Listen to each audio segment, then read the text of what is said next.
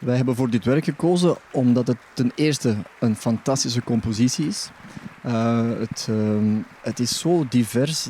Je kan er als brassband echt alles in laten zien. Niet alleen technisch, maar ook muzikaal. En we hebben echt gekozen om dit werk te spelen en ook een verhaal te vertellen. Want het is natuurlijk het was een ingrijpende dag in onze geschiedenis. Die beruchte 16 maart 2016, als ik me niet vergis.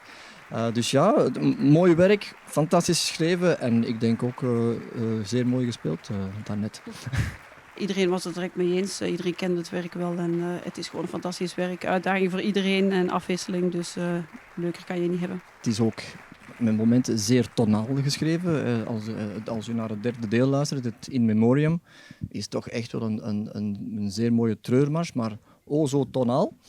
Dus daar kan je niets in wegmoffelen of camoufleren. Dat moet gewoon haarjuist zijn. En aan de andere kant heb je dan die heel rauwe en ruwe passages, waar je natuurlijk als band ook een keer je tanden kan laten zien. Het is niet allemaal ingetogen. Op het moment is het wel heftige muziek. En er was echt een zeer grote unanimiteit over dit werk. Er is eigenlijk geen één moment gedacht van ja, misschien moeten we toch eens kijken om iets anders.